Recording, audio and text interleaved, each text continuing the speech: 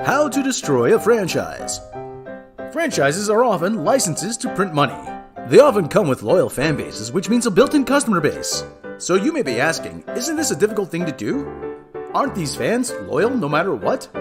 Well, not if you follow these simple rules. Step 1. Sell it to a corporation. Corporations have deep pockets and will only be concerned with profit, not story.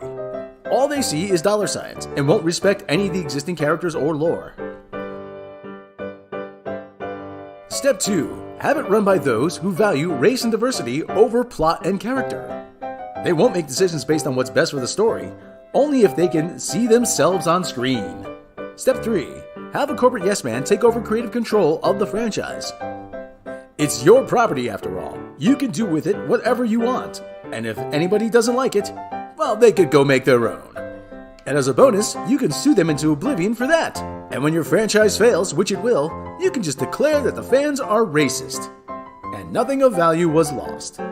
Following these simple steps, now even you can destroy a profitable franchise. Yes, of course.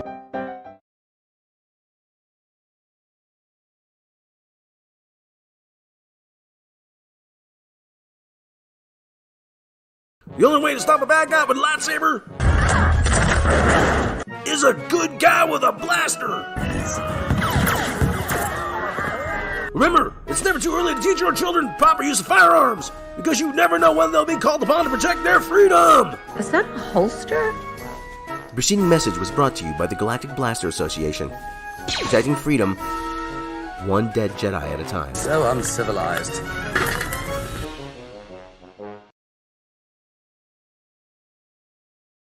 How to be an outrage grifter. Grifting outrage has been around since the dawn of man. Now with the advent of YouTube, anyone can cash in on it. Here's an easy to follow guide to get you started. Step 1. Identify your target audience. Knowing your target audience will make your message more effective. Step 2. Choose an outrage. Being outraged at something will make you identify with your audience. Nothing sells it better than your audience saying, "Hey, I'm outraged at that as well, back to you." Step 3. Play the victim card. By playing the victim, you're telling your audience they are listening to something they're not supposed to. Repeat phrases like, "They're out to get me," or "They're trying to silence me." Who are they? Well, they are not you, and that's all that really matters. This will put your audience on a war footing. The information war, the war on Christmas, it doesn't matter. All that matters is that now you have loyal troops who will carry out your bidding. It's now us versus them. And the more ambiguous they are, the better. Once you've completed these first 3 steps, it's time to move on to the final step. Step 4. Sell them the snake oil. What exactly is the snake oil? It could be supplements, coffee, or even just the knowledge that they're hearing something that they're not supposed to. Once you've roped your audience in, as long as you keep repeating those steps, you can have customers now for life. Now, armed with these easy-to-follow steps, you too can be an outrage grifter!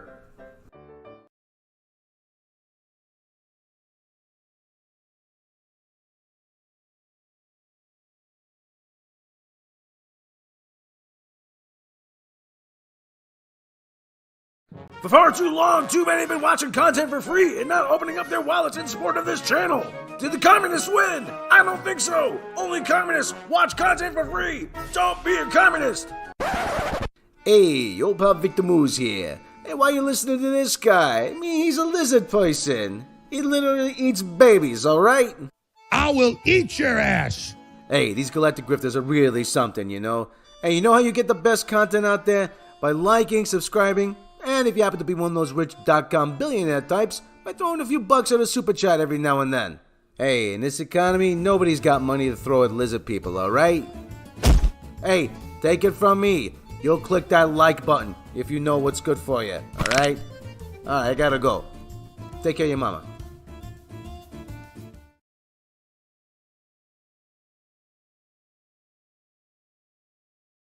I'm like, shocked by it, so I'm up here bashing it because I don't like gay people. I don't like them putting chemicals in the water that turn the friggin' frogs gay. Do you understand that? Serious crap. I'm sick of being social engineered.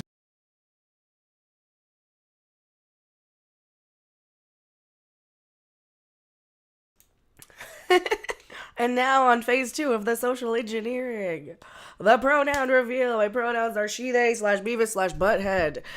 I am now a gender person. Respect my genderisms. My pronouns are eep, op, orc, ah. Respect my genderisms. Thank you very much. And why is this not in focus? Where's my thing? I gotta... Are you threatening me, camera? The camera does not want to focus on me. Are you threatening me? There we go. Come on. Get on my face.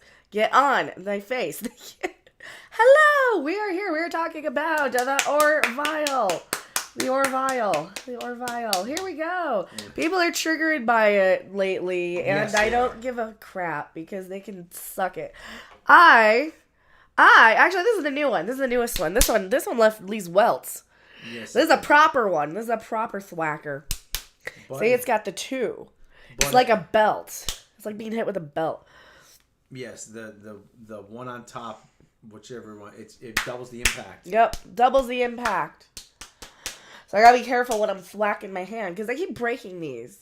So, who'd have thunk that I grew up on Police Academy movies, right? Hello, everyone. How you guys doing? Happy Tuesday.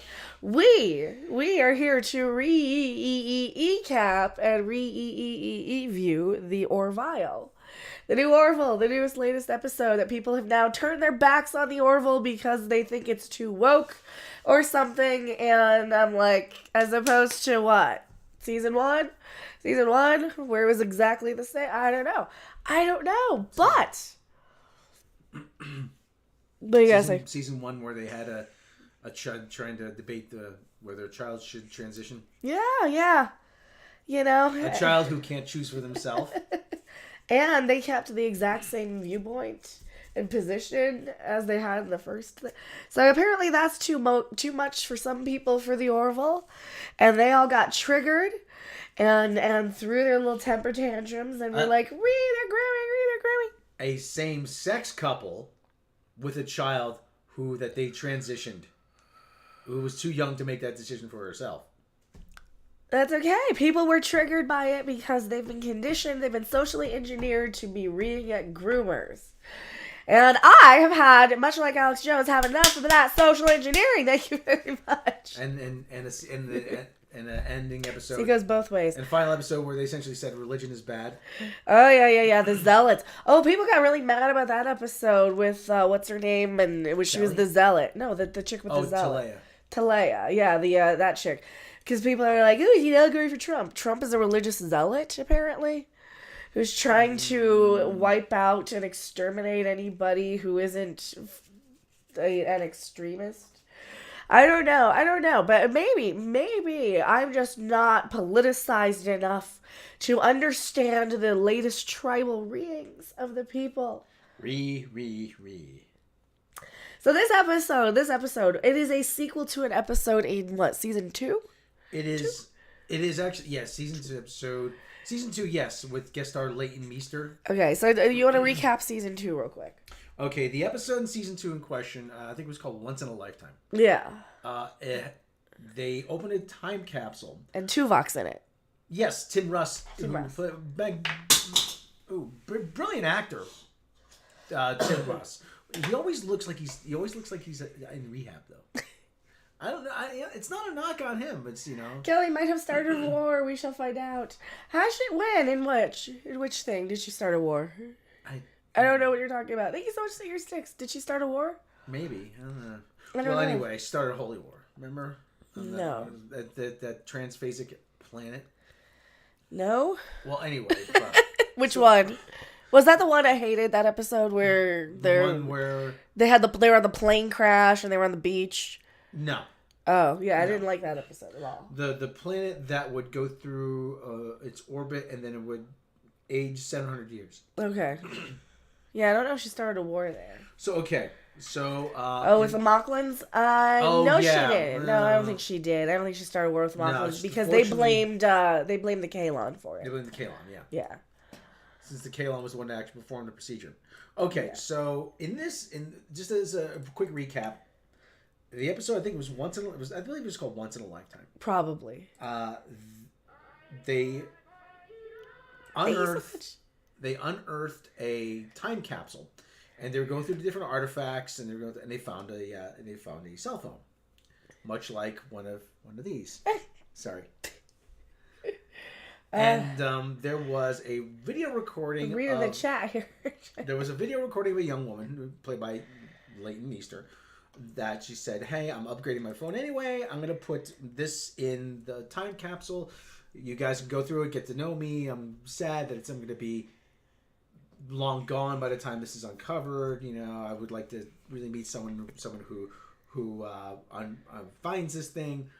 And so Gordon goes to the holodeck, the computer, recreates her and recreates that time period, and he falls in love with her. Then he has to unplug himself. And she's like a musician with really shitty, crappy songs in a club somewhere. Well, that was somewhere Art Garfunkel. Yeah. So anyway. Yeah. So she's a really crappy musician and folk singer. So anyway, it plays out that the part of it was that her ex-boyfriend gets back with her, and that was the piece of the puzzle that makes her her. Because without that piece, because he goes to the computer, delete profile for Wayne, or whatever the hell his name was. She's a completely different person. Yeah. And so he has to, once and for all, just unplug himself, detach himself from the situation. And he goes into the club one last time, says goodbye, and they all take a selfie.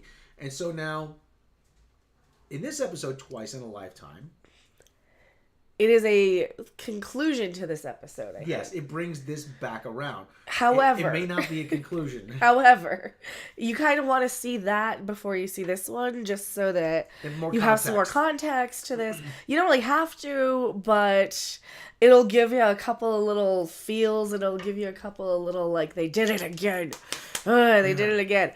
So, this, okay. Did I interrupt? No, I had to cough. Okay, so in this they have the banana weapon, the anti-banana ray. Yeah, it's like a time travel device, basically. It accelerates time. Yeah, it accelerates time in a very localized area. So they finally perfected it, and they said they tried to escort it back to Starbase or whatever to keep it from falling in the hands of the Kalon. The Kalon attack, and Gordon has to destroy the ray before they get a hold of it. So he's trying to destroy it, but it overloads and they can't find him. Yeah, can't find him. Then they get a message on like a subspace carrier wave or whatever. It's taken 400 years to reach them. It's Gordon. He was sent back to the year 2015. Yeah, and he's like, it sucks here. Come get me. Help, help, help. Yes, pretty much. Yeah, it's awful. I hate it here.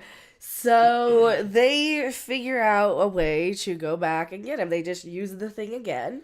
Mm-hmm. And only they don't quite make it. They make it about a decade later, right? Yeah. Was it 10 years? They come up 10 years short. 10 years short. So he's been living there 10 years on Earth. Well, the thing is they find his obituary in records. Yeah. He lived to the age of 98. He was a pilot, had a family, and he's inherently changed the timeline. Yeah. Just by his presence there. So like I said, so they go back in time, they come up 10 years short. They go back to 2025 and not 2015. And he's carved out a very nice life for himself. You know, he's got a job as a pilot. He has friends. He has a family. He has a car with the vanity plate Orville, which he says sounds like a lame boy band. It does. And he has a wife who is, once again, played by Leighton Meester from the previous episode, Twice in a Lifetime, who is pregnant and expecting another child. Ed is not happy. Neither is Kelly, because they were supposed to, if they're set back in time, they're supposed to keep a low profile and not interfere. And Gordon is saying, you know what, I tried that, but I had to resign myself to you guys never coming to get me. I was holed up in a cabin somewhere eating animals.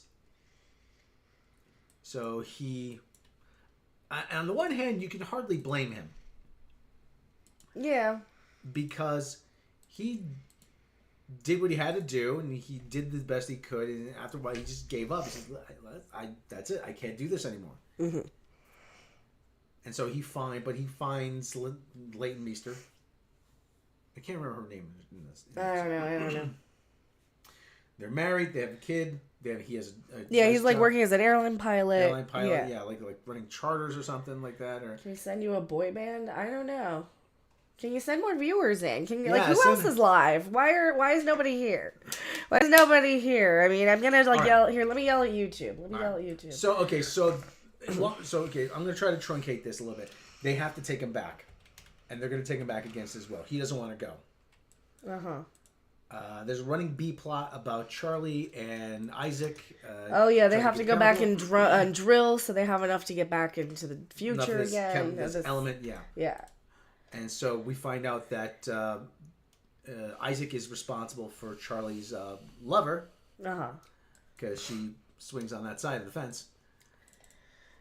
Yeah, we find out Charlie's a lesbian, and so Amanda wasn't her friend, was her lover. They were getting married, spending their lives together. Okay, so he blames her. Well, no, she never told him. She never told him. She never told her, rather, the chick. She's like, I could have told her. I should have spent my life with her. Yeah. Who cares? Okay, well, anyway, but that's another wrinkle. So that's another thing people are just gonna be pissed about. She blames him. She blames Isaac. Okay, they get the stuff and they go off back to the Orville. Okay, and I'm kind of getting tired of reviewing these because there's like you're gonna get shit from the one community who all of a sudden say it's too woke, and then you're gonna get shit from the other side of the aisle, who. Yeah, it's just like. So they should we do something else here? What else is gonna get more people in? Let's do something else. Well, anyway, but just long story short, they show up again with Tala. They said, "Listen, we're taking you back, but we're gonna go back to 2015 and get you before you sent the message." So they may have created a paradox, and eventually they bring him back. So, but we don't know what's gonna happen now. Because there is this line that he says to, what's going to happen, I don't know. But I know this family is stronger than time. Well, yeah, because then they go back in time from that point in time to, like, 10 months prior, right? Yeah, to 10 years prior. So there's a lot of timey-wimey crap in this one, and it's another sad feels episode. They do it really well, and it's a good episode if you like these heartbreaking sort of episodes. I am so over it. I'm so tired of...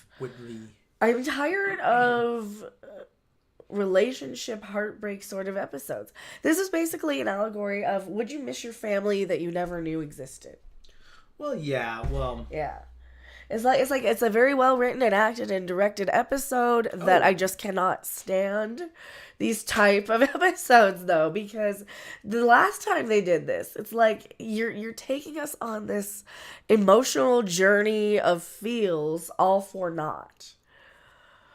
And there's nothing I hate more than like rom-coms anyway, but I don't think this was so much a rom-com episode. It was more of a I don't know. It was. I don't get why Gordon was really mad at the end. He was okay with it because that wasn't the same Gordon. That was the Gordon that had never experienced it. He had never lived it, never experienced it. He didn't understand how much his family had impacted him or would impact him. That Gordon was still living in the woods, eating, hunting animals to survive. Yeah. So I mean, yeah. So they went back before he'd given up hope and did all that stuff. So, yeah. So it's creating a paradox again. Yeah. So there probably isn't a part of... There probably is a timeline where he does exist there, but I just really wish I were getting the kind of lighthearted space romps from the Orville and the heavy, philosophical. You want from Star Trek. You want Star Trek and the Orville to essentially swap. Swap. I want them to swap. Yeah. I want them to swap because if I'm enjoying like the stupid garbage storytelling in Strange New Worlds more because I don't care about any of it, that's gonna be a more fun sit, I think. Mm-hmm. So I don't know how else to put that. All right, well. So will I ever watch this episode again? Hell no.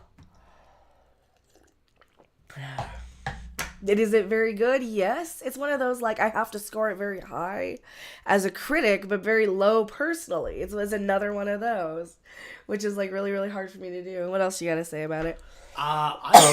Personally, I liked it. But like I said... Well, you like crap like Casablanca, though. You like that heartbreak shit. Hey, she's looking at you, okay? I hate that movie so much. That movie's unwatchable. Like, I sat through it once, and I will never, ever, ever, ever see it again. Cast the blankets. It's just like this is all for. This is just what you're telling us of a relationship that will never be. Well, fuck you, then. You're wasting my time for 2 hours. Rick, I've changed my mind. Remember the end of The Critic? Remember the critic that changed the endings of movies? Rick, I've changed my mind. And she jumps out of the airplane. Yeah. See, the Yaffa voice actor who passed away, don't have lines for this season. How will be written down next? I don't know. They'll probably just not show him anymore. Monty Norman passed away, actually. The guy who wrote the James Bond theme. Nothing to do with anything, but okay, thanks. Well. Yeah, I can play Master of Puppets on guitar. Who cares? Okay. So I don't know how else to score this. Like, I probably should have just done a 10 minute like review. I thought we were gonna have a lot more to say. Is there anything else to say and discuss it? I don't think there is. Like I said, I wish there was more. Good episode. You didn't like it. I did.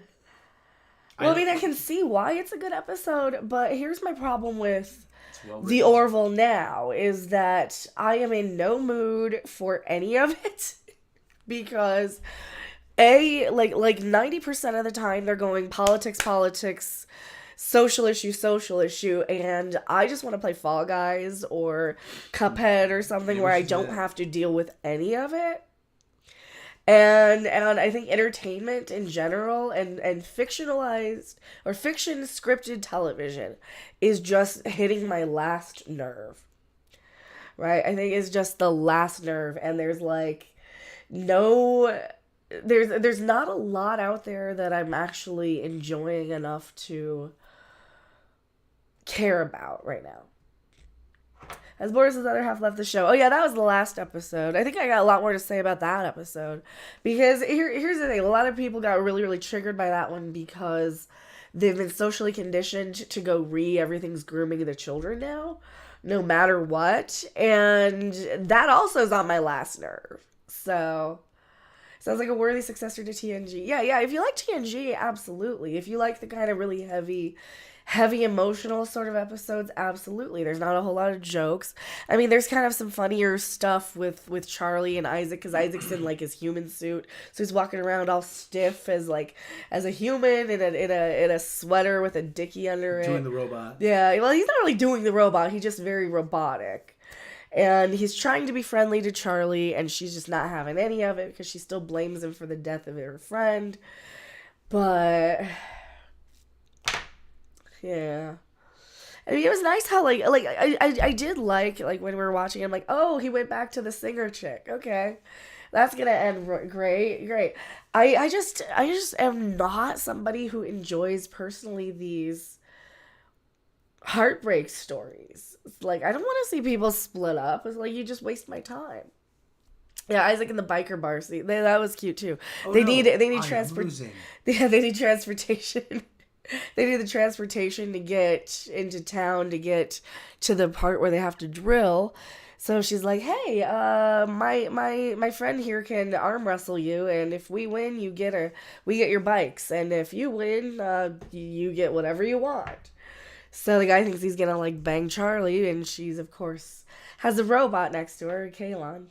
How many episodes left to go this season? 4. Wow. 4. And they're so long this season, too. Like, they're all pushing well more than an hour. And I kind of zone out. Like, this is the first episode that really didn't bore the crap out of me so much. The Ed and Kelly stuff. Like, here's something I do want to discuss on this one. When Ed and Kelly show up to take Gordon back, right? When Ed and Kelly show up to take Gordon back, it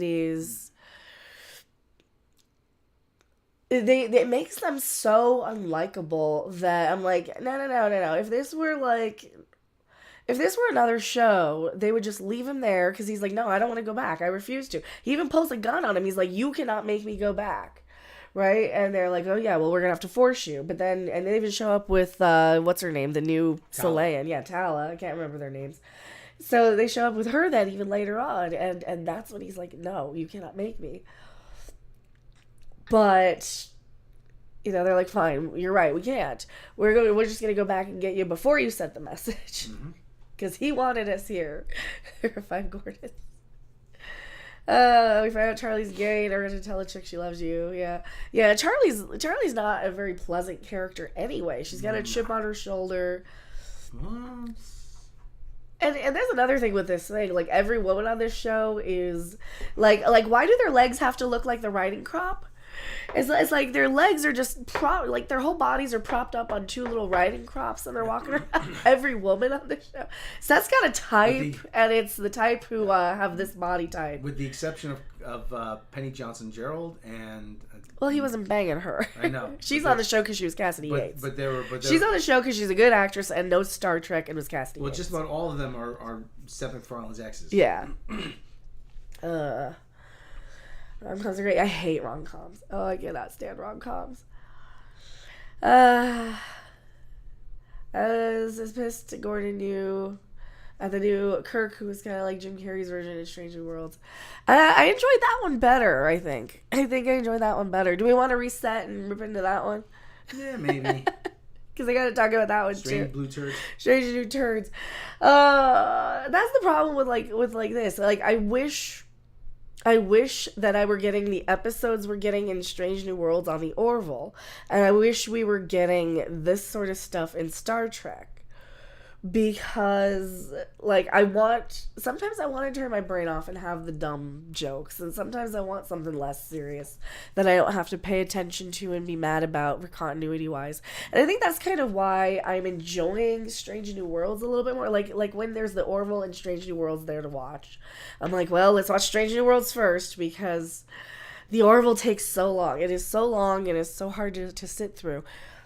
And I think a lot of it is that I am just to my last straw with political social commentary because people, let's face it, there's too many ringing idiots out there who have political opinions, and the second you don't have the exact same political opinion they do, you're an istaphobe, a Nazi, a whatever, right?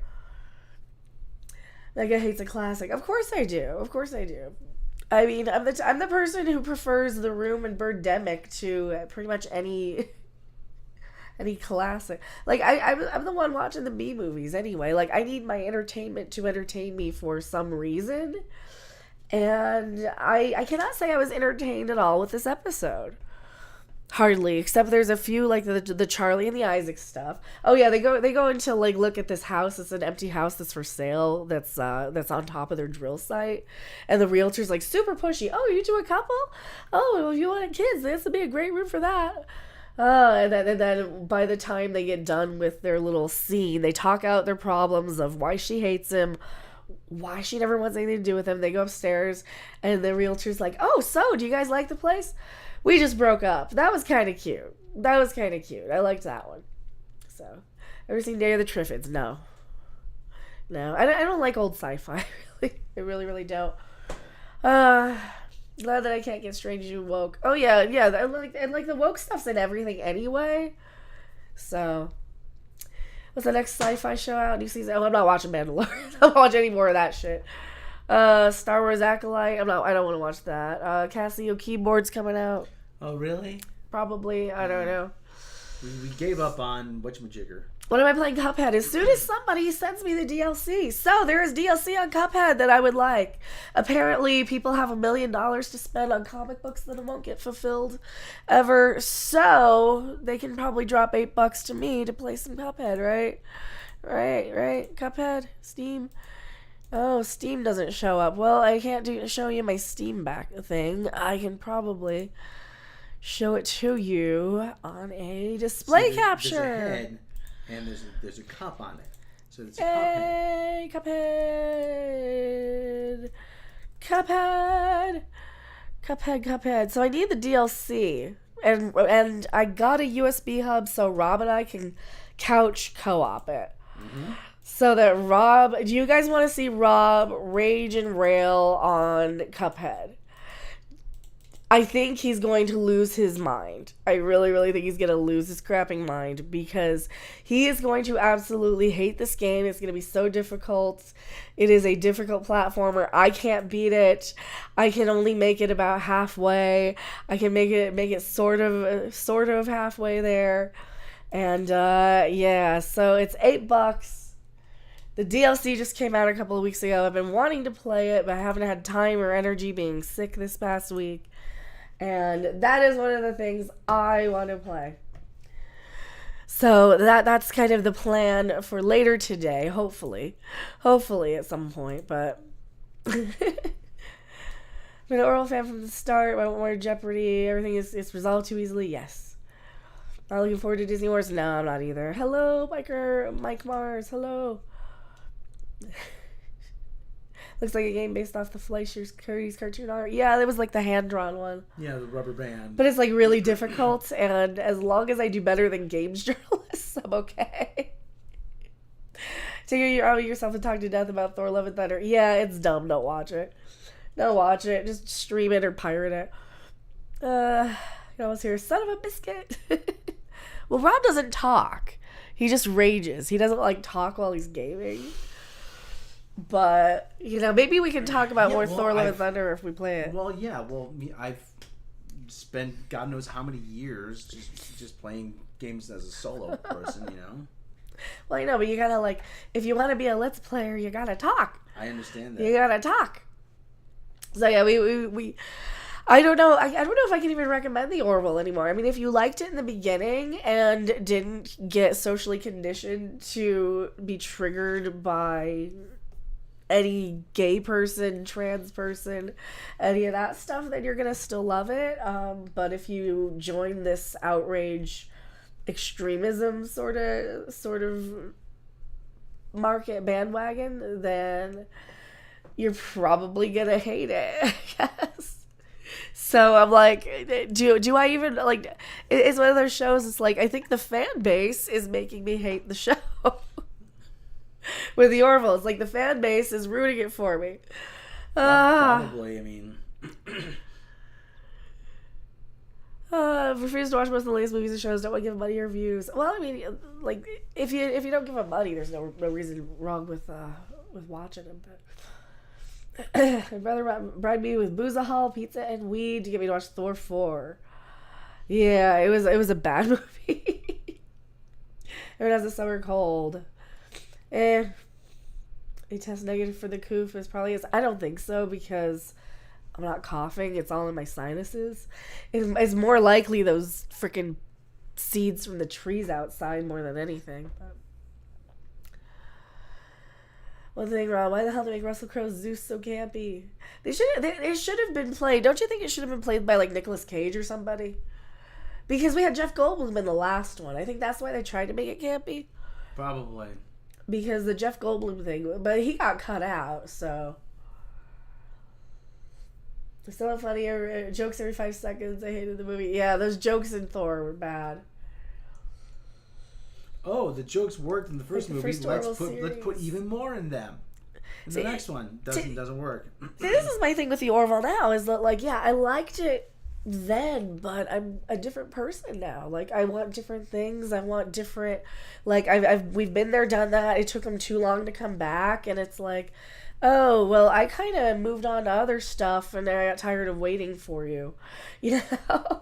I moved on to ripping into Star Trek, because that's way more fun. All right, so, this is about a half-hour review. What's your score on it? 3.5 Chewbaccas. I don't know how I can score this one because I personally could not stand the episode, but I know it's good and I know what works about it. Like, and I know it's basically just watching a genre that I can't stand, which is those breakup, classic, weepy, pull at your heartstrings movies. And it's like, well, I was told that I'm supposed to be watching basically a science fiction sort of Star Trek parody that's made by the guy from Family Guy, so I'm not getting any of that. And if I wanted to watch Casablanca, I would have watched it, and I'm really, really irritated that they went back into the exact same storyline, but I can kind of appreciate that they tried to fix what they screwed up last time, but at the same time, it's like, now, is he still on Earth? Did it create another timeline where he actually stays there with her?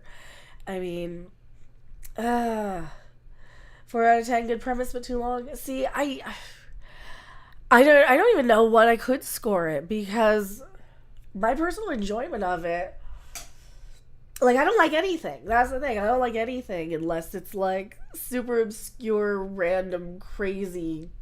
Like, I tend to like things for reasons that nobody else likes them for. Like the worse the CGI is in a movie, like, or the worse the acting is, the more I'm going to enjoy it because of the failure. That's more entertaining for me than whatever story writers are putting in front of the screen at this point. Because I've seen stories, I've seen acting, I've seen scripts, I've seen plays, I've seen it all, pretty much. And you're not showing me anything that I haven't seen before. Sort of.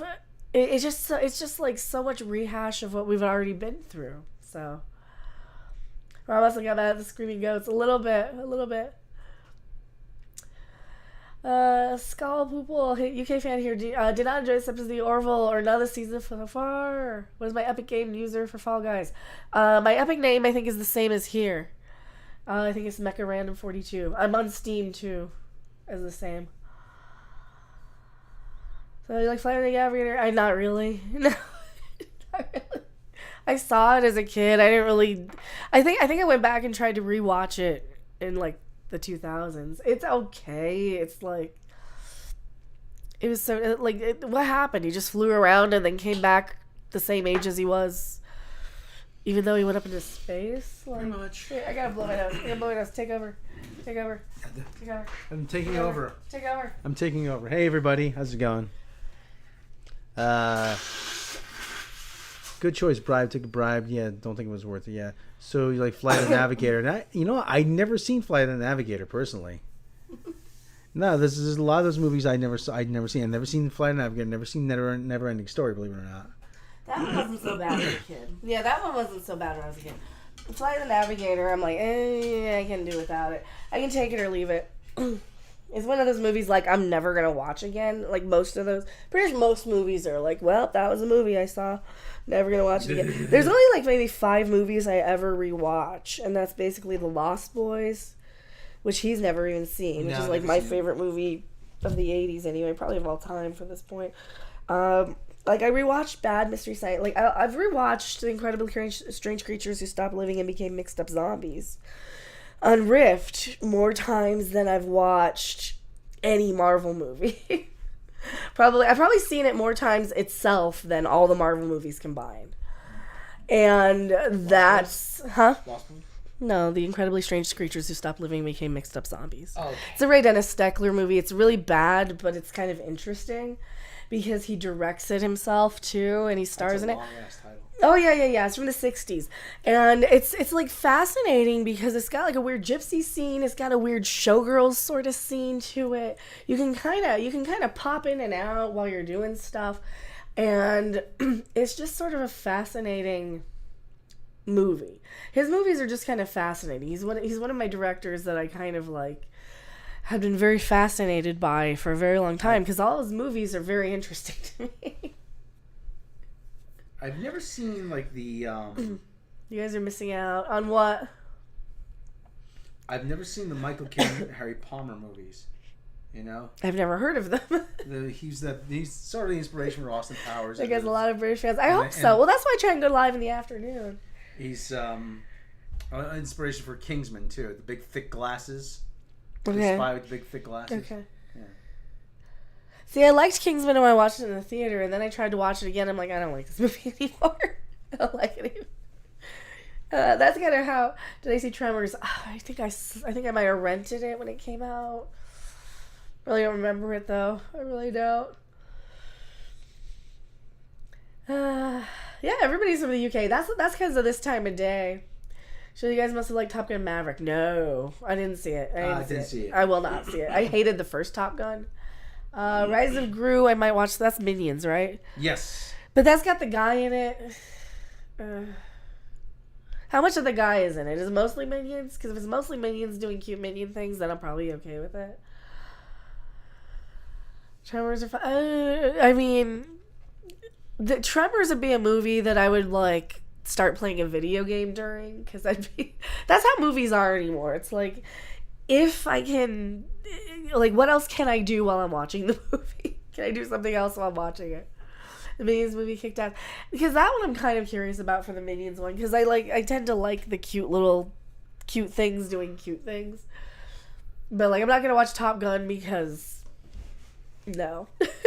Well, I didn't like the first one at all. It was awful. I liked the first movie, but that's it. Well, I hated it. I finally saw it. Well, I finally saw it in like 2007 or something, and I had watched it with riff tracks, and no. I'll say one thing: Kelly McGillis has aged horribly. Oh yeah. My God. And I hate Tom Cruise. Just in general, like I will not. I do not want to watch any movie. Like if Tom Cruise or Will Smith or who's the other ones I hate? Brad Pitt, Johnny Depp. Anybody who plays themselves in a movie, really. I think you try your YouTube name. Oh, that's all right. Yeah, I tried to make everything match. Lost Boys is awesome. Sequel, not so much. There are no sequels.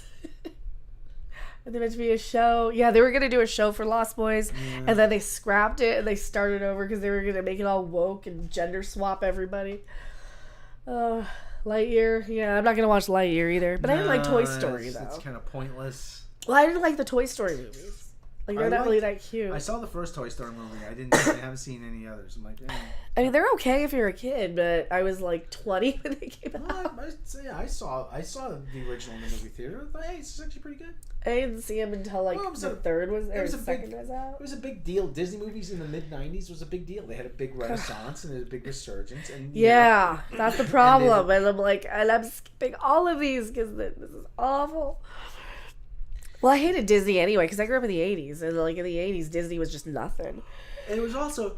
Disney was like that thing that only rich people had on the Disney Channel, and that only like the creepy people who are too perfect with too perfect of a family, and moms don't smoke and dads don't cuss or drink, and they're married, and mom's a housewife, and she makes the kids lunches with her crush. It was so saccharine. Those are the only people who liked Disney. Well, it was a big deal at the time too, because it was the first CGI animated movie that had been done.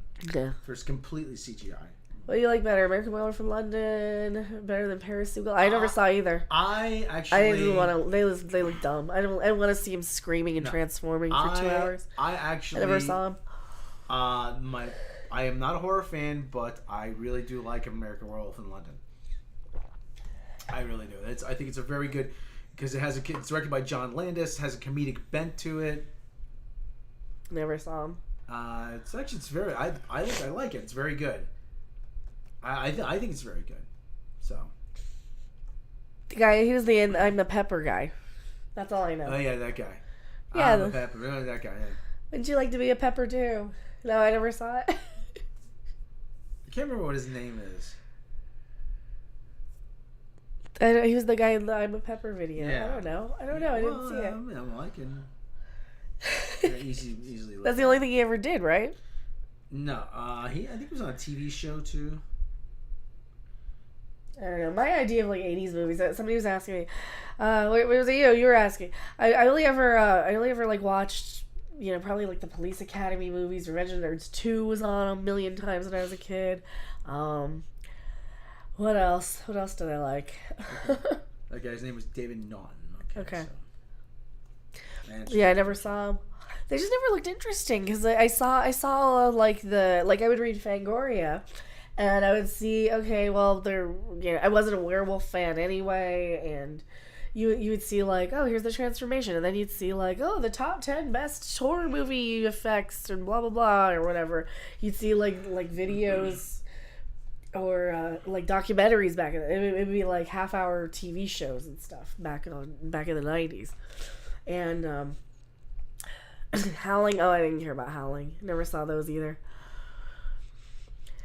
Sexy werewolves? No, I never watched The Howling. Which one was The Howling? I don't remember. Was that one with Albert Finney? I don't know. I don't like werewolves though. I was not like werewolves and pirates were not movies I ever really sat around and watched. Taking Ass is the one I saw with my ex. I don't know. I don't remember. But like most of those movies, like I was watching the same 5 movies over and over again as a kid. So most of them I haven't even seen. Where'd the kitty go? Oh, He's right here somewhere. okay. So that's my recap of the Orville. I don't know. We spent more time. Spent more time talking about everything else than the Orville. It's like I just wish the Orville was better. No, I wish. I don't know. As I was stated about the Black Series Reva lightsaber did not get enough funding. Yeah, I did a video on that. I don't think YouTube sent it out. How Stranger Things. Oh, here, I'll do a video. You gotta bring me my guitar though, my V. That's for this. And since people are asking me about Stranger Things, I gotta tell you why I can't stand Stranger Things and will not be watching it. Where's my thing? I gotta snap myself into existence first before I do it.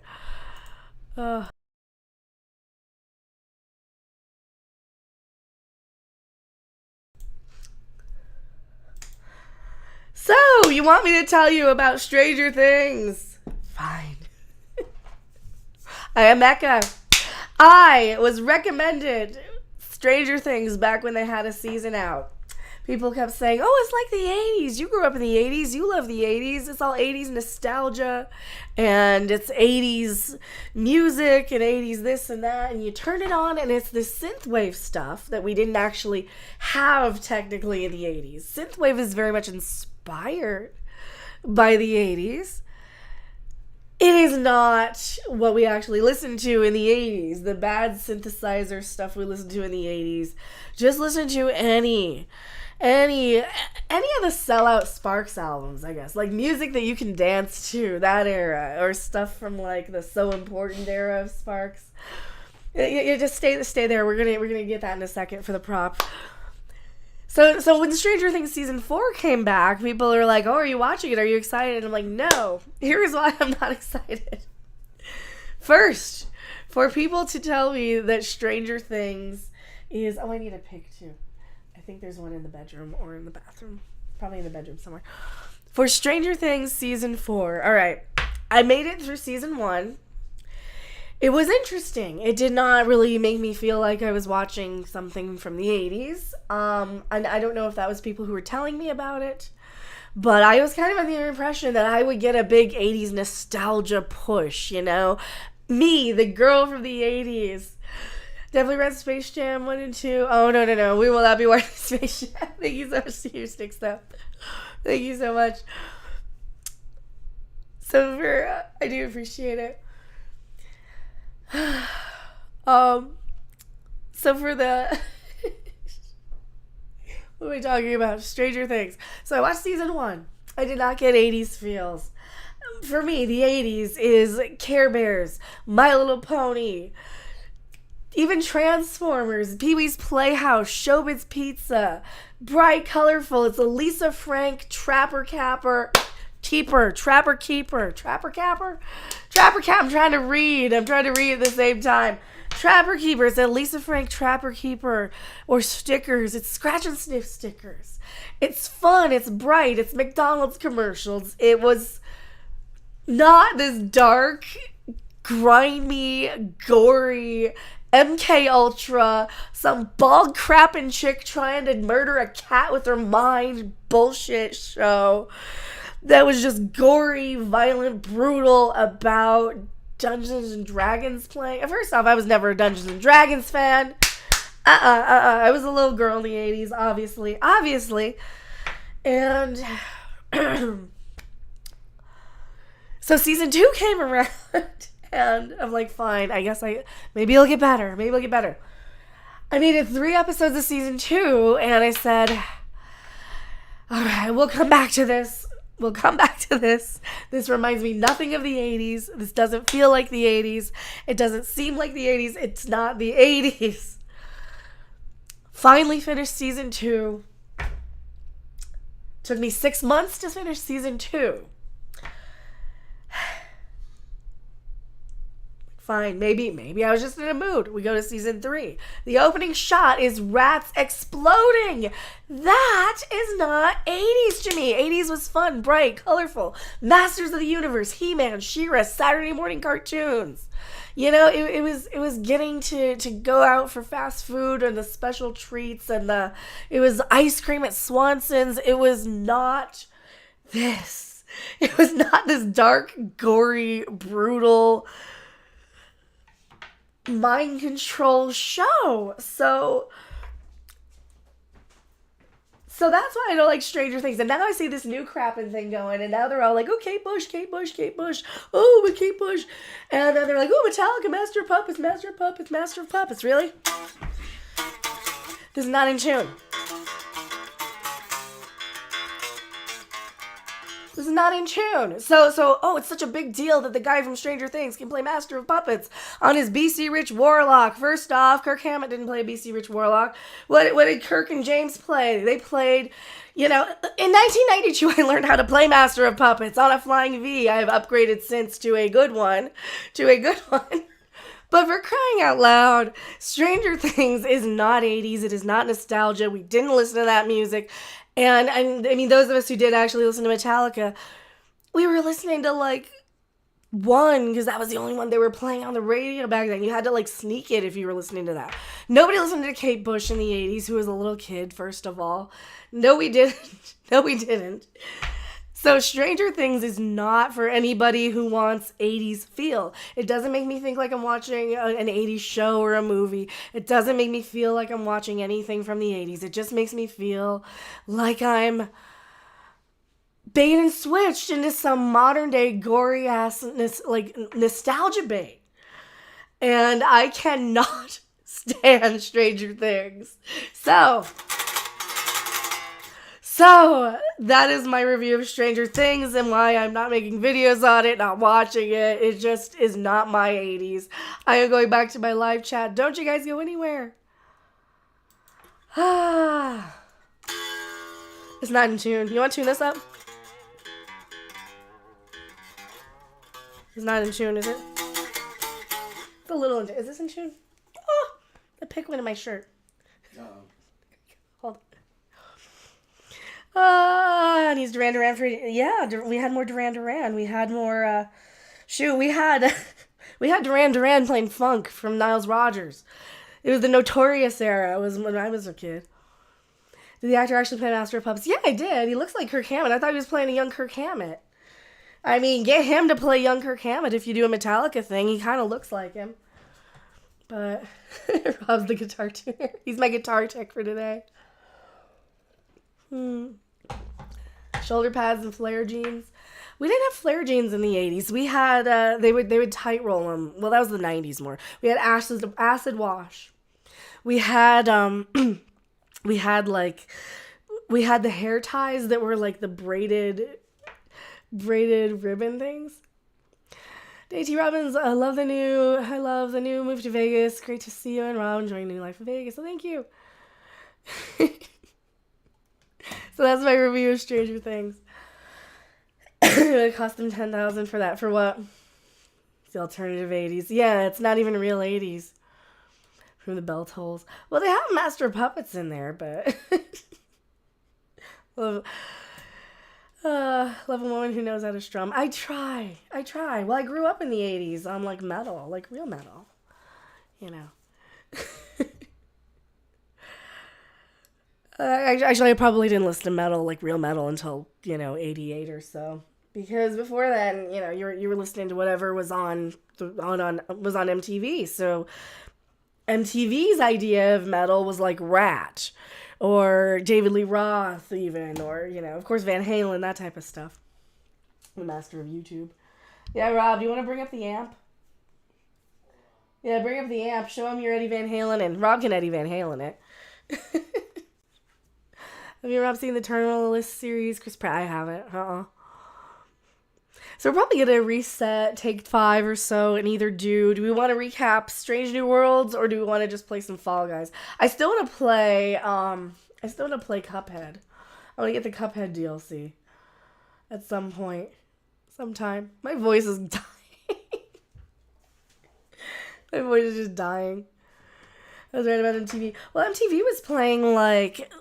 Remember in 1988, they would have, like, Dial MTV, and they would have the Dead Milkman's Punk Rock Girl right next to... I think. Yeah, you want to bring up the... No, I think you know who is. Oh, is he asleep? Yeah, door's closed. Oh, okay. Never mind then. But yeah. It's closer to being answered. It's closer, yeah. It's a little closer. Remember when they play music videos? A little bit. Yeah, a little bit. Something like that. Hair metal. See, I wasn't a big hair metal person. I was more of a thrash person. Oh, this has a nice feel to it.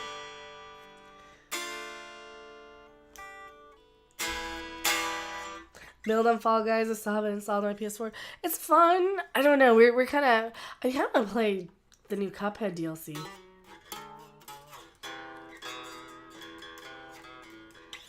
But yeah, Rob can be the guitar tuner. Oh, man. It's so hard for me to, like, play here because I have literally this much space between me and the desk. Which you guys can't see. But this is a nice guitar, though. So that's why I don't want to watch Stranger Things, because it is so not 80s. It doesn't feel like the 80s. It doesn't remind me of the 80s. It reminds me of what people who never experienced the 80s think about the 80s. They know Rickroll. They don't know Rick Astley's Together Forever. That's his other song. Nobody ever heard that one, except people from the 80s. Well, I was thinking about doing Cuphead co-op, and then Rob can, like, yell. I'm used to the sit time. I'm not used to even playing this. But no, MTV was like, if you wanted metal, you would watch Bear's Ball. If you want the alternative stuff, you'd watch 120 Minutes. I mean, most of MTV was like Bobby Brown singing Every Little Step, you know? Like, where's that music? Where's the Bobby Brown? Where's the Janet Jackson? Where's all that stuff in Stranger Things? Who the crap listened to Kate Bush? Kate Bush wasn't on MTV. They weren't playing Kate Bush on MTV except on 120 Minutes. You know? Or was it even Alternative Nation then? No, that was the 90s. They had Alternative Nation. You say that for people who only know 80s from internet searches. Exactly. That's the problem with Stranger Things. It is only for people who know the 80s by reference. Like the audio of this live stream on my TikTok live stream. Okay.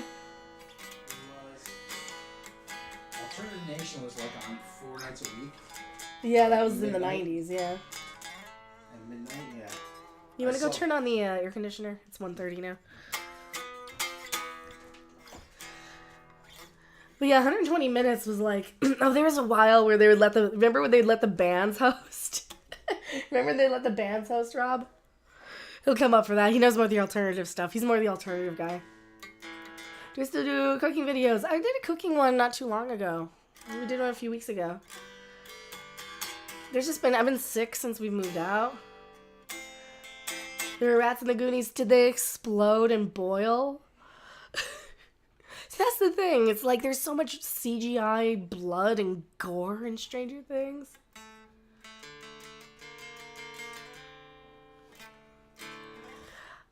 See, now I got the guitar out, so now I'm gonna probably be playing. TRL wasn't too bad. I don't remember TRL. It was called Dial MTV, and then I stopped watching MTV. At least in the afternoons, and I started watching at night in the evenings, because then we had Beavis and Butthead in the 90s, and that's how we heard a lot of this weirder shit, like Kate Bush. I never heard of her until Beavis and Butthead.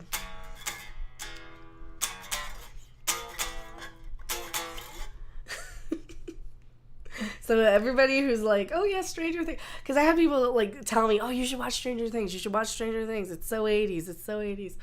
You're from the 80s, you'll love it. I'm like, it's nothing like the 80s. The 80s to me was like Masters of the Universe, My Little Pony, Trapper Keepers, and Showbiz Pizza. It wasn't any of this. It wasn't exploding. It wasn't trying to murder cats with your mind. How's Abu? Right? Yeah. That's true. Bring me your straw. Bring me your toy. Bring me your toy. doesn't want to bring me his toy. To watch The Boys. No, that's too violent and gory. I just can't do the violent and gory CGI thing. Modern entertainment is way too obsessed with CGI. And violence and gore is like, why is everything violent, gory, you know? If I want violence and gore, I'll just go back to 1991 when I was listening to Guar. So that's kind of the problem with like so much of these modern day, like this modern day stuff is like they just don't understand. They don't understand that, like, oh, I already have a stream up. I already have a tab up. They don't understand, like, references to Kate Bush equals Wuthering Heights. Seriously weird music. Nobody listened to Kate Bush in the 80s unless you were, like, one of these pretentious art college kids, right? Because, like, if you were just a kid in the 80s, they were playing, like, Cyndi Lauper and Madonna, and they were playing, you know, Prince, and they were playing... Yes. Yeah. Come here. Come here. Come here, Zabu. Come here. You want to come say hi? He's like, no. He just wants to... So with Kate Bush, I mean, here she comes in with a freaking... The one on Beavis and Butthead, isn't that one? She's got the Bulgarian choir. And I'm like, all right, get rid of her and keep the Bulgarian choir. Like, I've got all the Bulgarian choir. They review the 80s. They only use it as nostalgia bait. Yeah, that's the big problem with Stranger Things, is that it's nostalgia bait, in my opinion. It's like nostalgia bait for people who say they like the 80s. Same thing with synthwave. Synthwave wasn't a thing in the 80s. Like, we had synth music, we had electronic music quite a bit in the early 80s, but by the time, like, the late 80s, it was, like, really, like, oh, you're still listening to this? Yeah, but Motley Crue and Guns N' Roses and Bon Jovi, those were the more popular ones. Like, you weren't listening to, like, by the time Human League's I'm Only Human album came out, like, even they didn't like their music, right? That second album of the Human League. By the time that came out, like, that was awful. You know, you had Sparks doing music that you can dance to, which was probably sarcastic, really. I'm trying to think what Devo album was like like their later 80s Devo albums were weird even. I don't know, still Kate Bush was probably cheaper to get the rights to. Yeah, well, I think, didn't they put her in because Winona Ryder is a fan? Zabu. Rob, bring me Zabu. Rob, come here. What are you doing? Why are you downstairs? Yeah, the background's more 80s because it's more bright and you see the VCR scan lines every now and then. In the 90s I was listening to Cannibal Corpse. See, and I remember grabbing Cannibal Corpse tapes when I was like 10. I shouldn't have been. I probably just... I grew up in the 80s. It doesn't give me an 80s vibe. I don't know Kate Bush either, so you're definitely right about that. I thought she must have been more popular in the US. No! She wasn't. This whole, Kate Bush running up the hill. I didn't even know we were... It's like when the chick from Benny and June decided to make the Proclaimers famous. That song from the... Come here, Rob. You know that Proclaimers song? That da-da-da, that song? That song was like 5 years old. That duster fell. Oh, okay. Yeah, that song was like 5 years old by the time. Yeah. Yeah, when that song came out, that song was completely like nobody played it, nobody cared. The chick from Benny and June decided, hey, I'm a huge fan of this obscure little band here. Let's put them in the movie because they're cheap and I like them.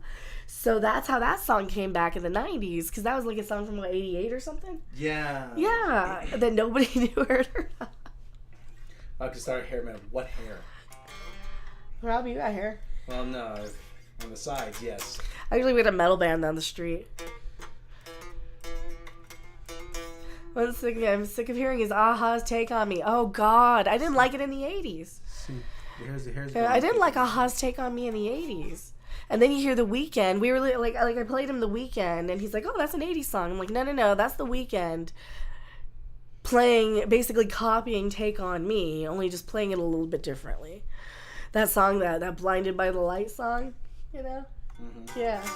From the Ms. Marvel. From the Ms. Marvel thing. There's another one that we were listening to where we just heard it randomly when we were out in public, and I'm like, wait a minute, then this goes into the chord from Pale Shelter. I'm like, I just want to listen to Pale Shelter from Tears for Fears. Tears for Fears were huge when I was a kid. They were huge. Where's Tears for Fears anywhere? Like, where's that? Like Shout was freaking massive. Songs from the Big Share was massive, remember? Everybody had that. Everybody had, I'm trying to think of what other albums were mad. Like, U2 was huge, but I couldn't stand them, so. Hate the Weeknd. I would stop him. YOLO. See, I don't mind him so much because I kind of like music that sucks sometimes. Like, he's got that one that has that drop where he's like cheating on some chick, which is just like awful because he kind of whines through it. He's like, I can't get my dick hard and you're coming over. You know that one? I kind of like that one because it's kind of funny to think of this big bad rapper who can't even get it up. Oh, that's kind of funny. Fuck U2. Oh yeah, U2's terrible. Oh god. Speaking of Blind Fight Light, if you mention Man for Man or Bruce Springsteen, he'll try to punch you. If you mention Man for Man to me, I'll try and punch you. Just kidding. I'm to Bros, Matt, and Luke Gross. I don't know, who are they? Music nerds. I'm totally like Rob and I are music. Here, you play with it. You play with it. You're gonna. Thank you so much, Sean Rousel. You can make up and metal band, and Rob can be the lead singer. I sing better than Rob. Don't I sing better than you? Well, I used to do like Close My Eyes Forever on karaoke. But Rob's more of the, like, Rob can do the guitar. I'm like, I can do rhythm guitar, but I'm more of the singer. Even though my, yeah. Disturbed covered Shout. Actually, yeah, and then going back listening now, I think I like Pale Shelter is my favorite Tears for Fears song. But that's mostly because I used to run over people in Vice City while listening to it. How can I be sure? And then you just plow over a hooker. Ah! It's my humor, okay?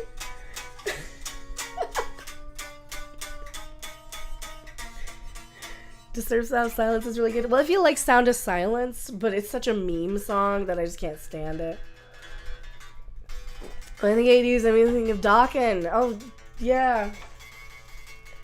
I've done Dokken on karaoke, too, a few times.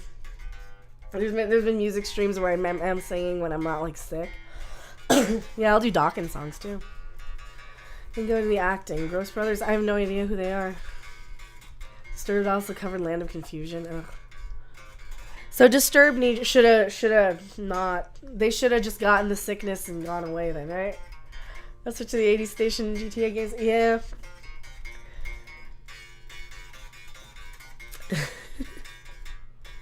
See, I remember Land of Confusion, the video, but like the song wasn't that good because Genesis were awful.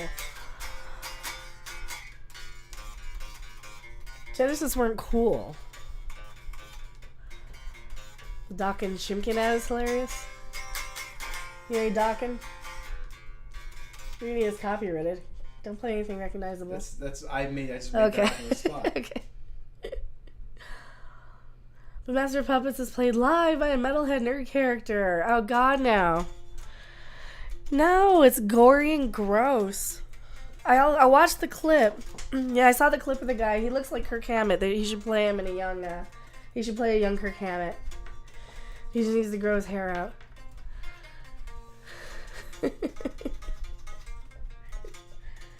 Problem with Stranger Things is it's like not anything I want to watch. It's a bunch of fucking kids, first off, and I hate kids. Second off, it's all dark, gory. And it's D&D. Yeah, where's my... I usually play like the Dokken power ballads. I like those.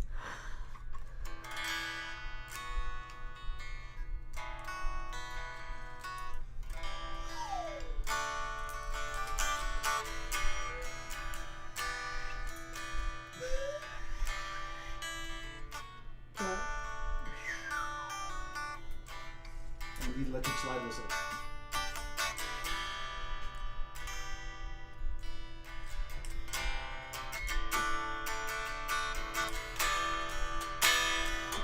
I can't sing and play the song. I'm just singing I don't remember the chords. Is it? Pink Floyd. That's more Alone Again by Dawkins, but it's the wrong key. But yeah. Pink Floyd kind of sucked after Sid left. Yeah, if you wanna. Pink Floyd sucked after Sid left. So made a station, downloaded it, and everything. Stranger Things is awful. So people were like, "You should review it. You should watch it." No. I spent more time on the stream telling people how I hate Stranger Things. Oh Lord. Black Flag. Yeah, see now I can play Black Flag stuff. See, I'm more into like I'm more of a punk player. I can play more Black Flag songs than anything, so and Ramones and Misfits. Alright, so since my voice is going, I'm gonna probably wrap up here. Orville, I just wish you were not what you are. I want you to be more funny Star Trek parody. No new wave. I mean, it depends on the actual new wave. Like, I like actual new wave, but, you know, that vape wave and synth wave is not new wave. So, yeah. Well, that's the problem. It's pretty overrated and way overhyped. Isn't it? Death Race sequels? I don't know anything about Death Race. Like Genesis before and after Peter Gabriel. Well, Peter Gabriel's The Knife is probably the only good Genesis song. But